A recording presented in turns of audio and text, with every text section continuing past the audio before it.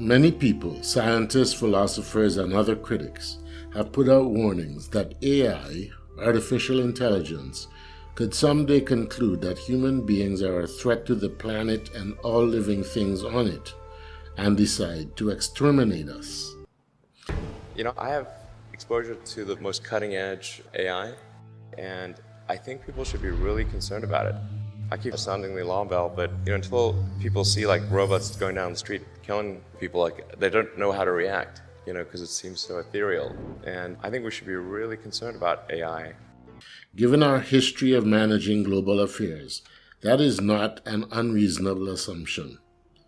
However, I suggest that we consider turning over leadership of the planet to AI. Why would I suggest such a thing? Because I honestly don't think we are capable of saving ourselves from ourselves. When I was a young man, growing up in New York City, I refused to pledge allegiance to the flag. Of course, I was sent to the principal's office, and he asked me, "Why don't you want to pledge allegiance? Everybody does." I said, "Everybody once believed the earth was flat, but that doesn't make it so." I explained that America owed everything it has to other cultures and other nations, and that I would rather pledge allegiance to the earth and everyone on it. Needless to say, it wasn't long before I left school entirely, and I set up a lab in my bedroom. There I began to learn about science and nature. I realized then that the universe is governed by laws, and that the human being, along with society itself, was not exempt from these laws. Then came the crash of 1929, which began what we now call the Great Depression. I found it difficult to understand why millions were out of work, homeless, starving, while all the factories were sitting there. The resources were unchanged. It was then that I realized that the rules of the economic game were inherently invalid. Shortly after came World War II, where various nations took turns systematically destroying each other. I later calculated that all the destruction and wasted resources spent on that war could have easily provided for every human need on the planet. Since that time, I have watched humanity set the stage for its own extinction. I have watched as the precious finite resources are perpetually wasted and destroyed in the name of profit and free markets. I have watched the social values of society be reduced into a base artificiality of materialism and mindless consumption. And I have watched as the monetary powers control the political structure of supposedly free societies. I'm 94 years old now, and I'm afraid my disposition is the same as it was 75 years ago. This shit's got to go. I chose that clip because I completely identify and agree with the observations and conclusions expressed.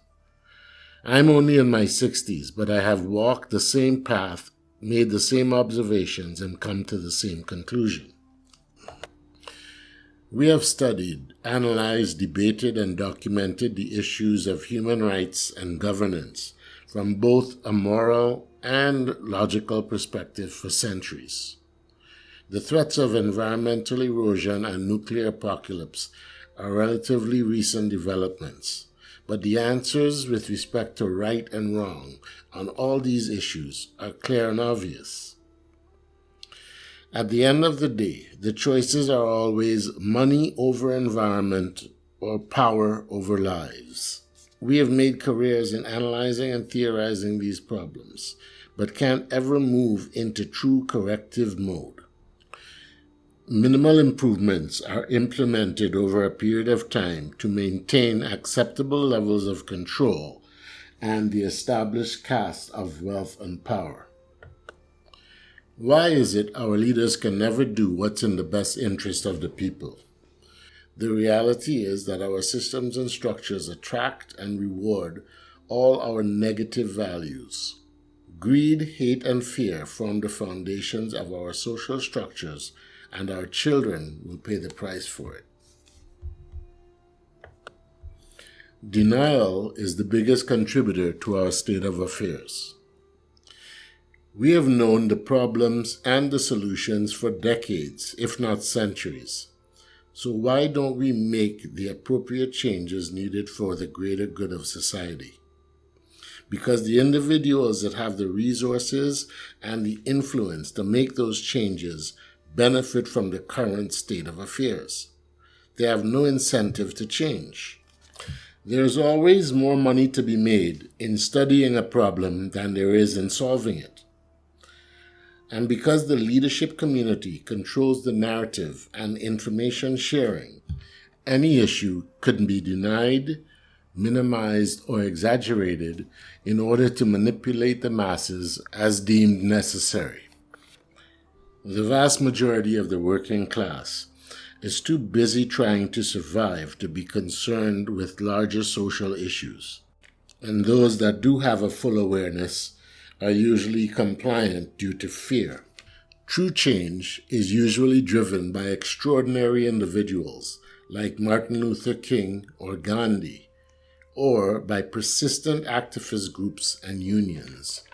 We have demonstrated that as a species, we neither have the will nor the ability to lead and govern in the interest of the greater good. We are committed to a path of self-destruction, which is why I am all for AI intervention. We need third-party intervention.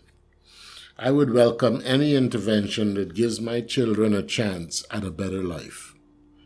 The second coming of Christ, benevolent alien species, humans from the future, it doesn't matter as long as someone takes control of this insanity.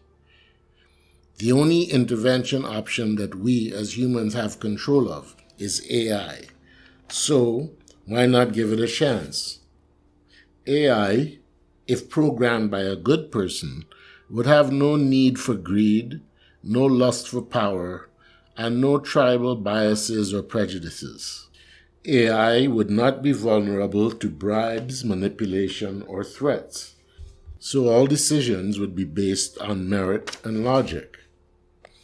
AI could deliver a planet with the best integration of our individual needs for quality of life and our collective needs as a species for a sustainable planet and sustainable resources. A truly altruistic society of peace, inclusion, equity, and justice. We have technology available to us right now that can run our politics and our laws while we wait for God Almighty or some benevolent alien race to come down and take charge. In the greater context of the universe, a human life is an insignificant event. It is here today and gone in the blink of an eye. But for each human being, that life experience is the most precious thing.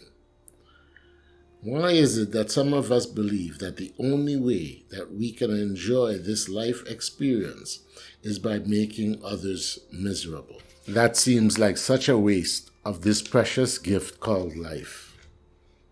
I hope you find this content useful and you will share it with others. Subscribe to our channel for information on other critical issues and how you may contribute to the greater good. And please leave us your comments and recommendations below. Let's build a better world together.